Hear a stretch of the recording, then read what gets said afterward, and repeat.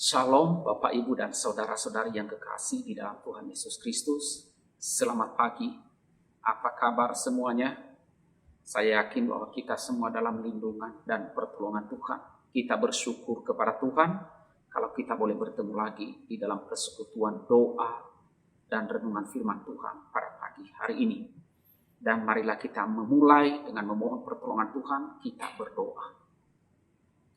Tuhan Allah Bapa kami yang bertahta dalam kerajaan surga, ya Tuhan, kami bersyukur kepadamu, Allah yang Maha Kuasa, Allah yang mengasihi kami. Terima kasih pertolongan kepada kami. Dan kiranya Tuhan menolong kami pada pagi hari ini ya Tuhan, untuk boleh membaca firman dan merenungkannya. Berbicaralah kepada kami Tuhan, kami rindu belajar, kami rindu Engkau ajar kami. Ya Allah Roh Kudus, tolonglah kami untuk memahami dan mengerti. Dan mampukanlah kami Tuhan untuk melakukan akan firman. Terima kasih ya Tuhan. Di dalam nama Tuhan Yesus kami berdoa dan kami bersyukur. Amin. Bapak, Ibu, dan saudara-saudara yang kekasih dalam Tuhan Yesus Kristus, kita akan merenungkan firman Tuhan di dalam Yakobus pasalnya yang ketiga ayat 7 sampai dengan ayat yang ke-10. Firman Tuhan berbunyi demikian. Semua jenis binatang liar, burung-burung, serta binatang-binatang menjalar dan binatang-binatang laut dapat dijinakan dan telah dijinakan oleh sifat manusia. Tetapi tidak seorang pun yang berkuasa menjinakan lidah. Ia adalah sesuatu yang buas, yang tak terkuasai, dan penuh racun yang mematikan.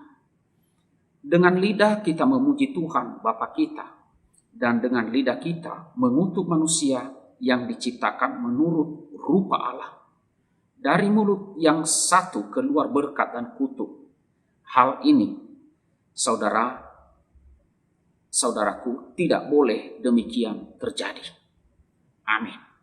Bapak, Ibu, dan saudara-saudara yang kekasih di dalam Tuhan Yesus Kristus, firman Tuhan yang barusan kita baca pada pagi hari ini merupakan lanjutan renungan kita minggu lalu mengenai lidah, agar kita berhati-hati menggunakan lidah kita, menggunakan perkataan-perkataan yang keluar dari mulut kita.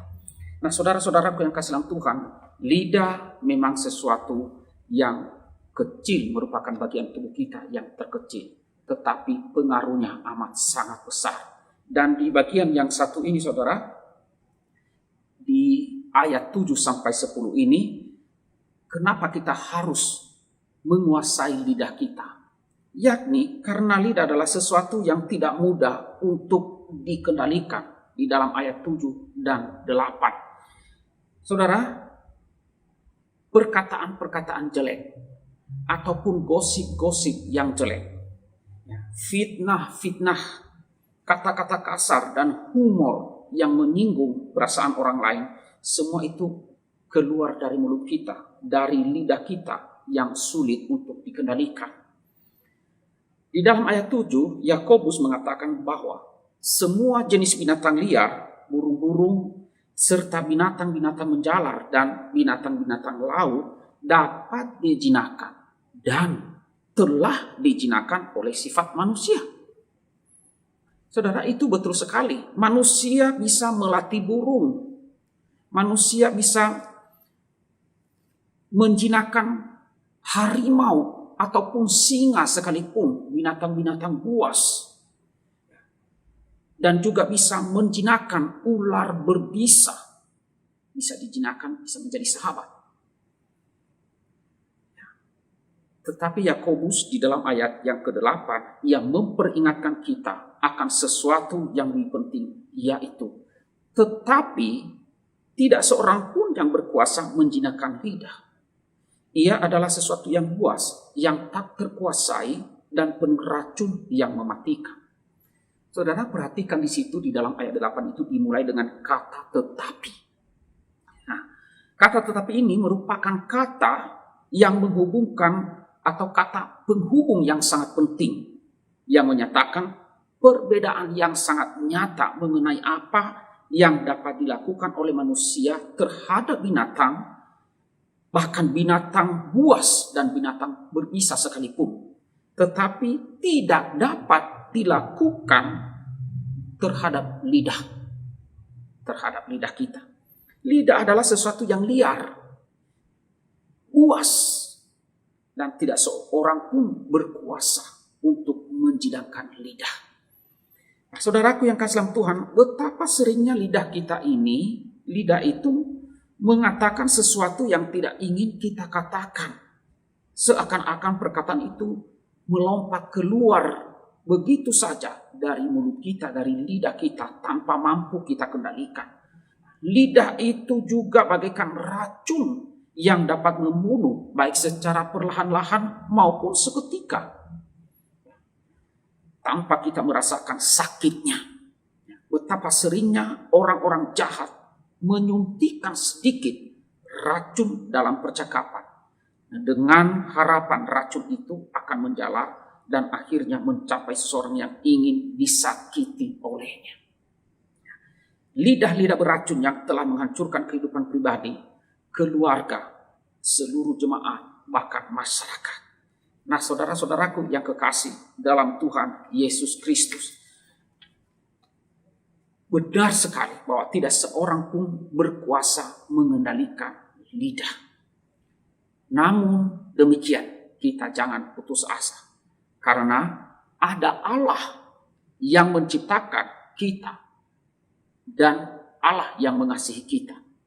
Tidak akan membiarkan kita tetap berada di dalam kondisi yang seperti ini. Allah kita mau menolong kita. Satu-satunya kekuatan yang dapat menaklukkan dan mengendalikan lidah adalah kuasa dari Tuhan kita, melalui Allah Roh Kudus yang tinggal di dalam kita, di dalam diri kita.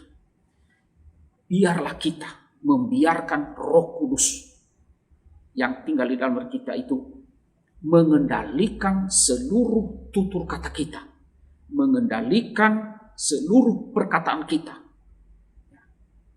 agar kata-kata kita memuliakan Tuhan, agar kata-kata kita mendatangkan berkat, baik bagi diri kita sendiri maupun bagi orang lain.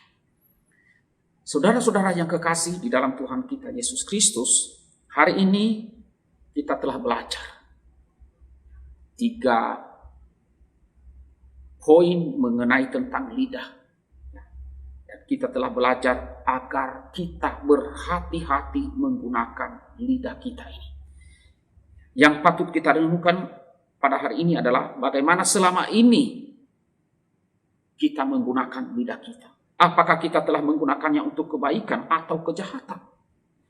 Dapatkah kita mempertanggungjawabkan kata-kata yang telah kita ucapkan di hadapan Tuhan?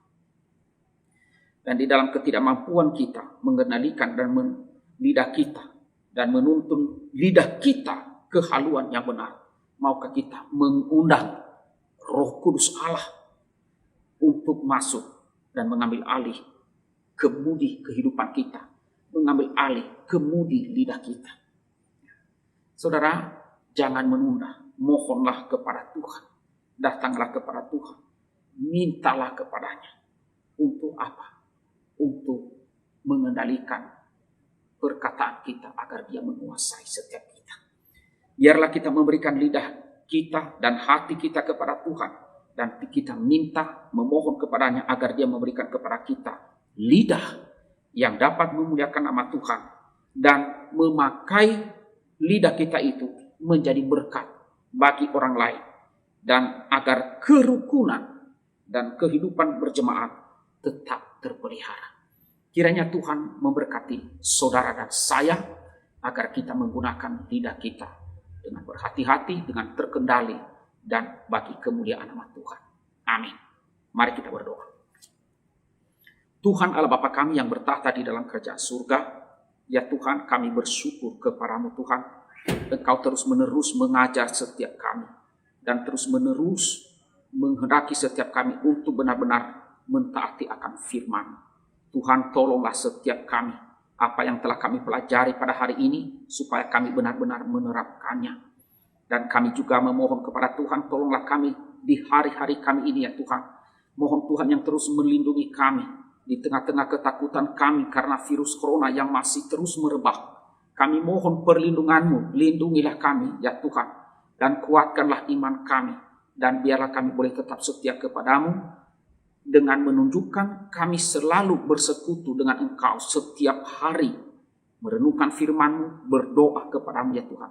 Berkatilah perjuangan-perjuangan kami untuk mencari nafkah. Berkatilah seluruh jemaat. Kiranya Tuhan memberkati mencukupkan kebutuhan. Demikian juga berkatilah kiranya ya Tuhan Yesus jemaat-jemaat yang sudah lanjut usia. Mohon Tuhan memberikan mereka penghiburan yang sejati oleh Allah Roh Kudus yang tinggal dalam hati kami, dalam hati mereka, untuk boleh menghibur dan menguatkan mereka. Bagi jemaat-jemaat yang sakit, mohon jamahan Tuhan untuk menyembuhkan. Dan biarlah dengan kekuatan daripada Tuhan, mohon hati yang senantiasa rindu, mau hidup bagi Tuhan, mau hidup memuliakan Engkau. Terima kasih Bapa, di dalam nama Tuhan Yesus kami berdoa dan bersyukur. Amin.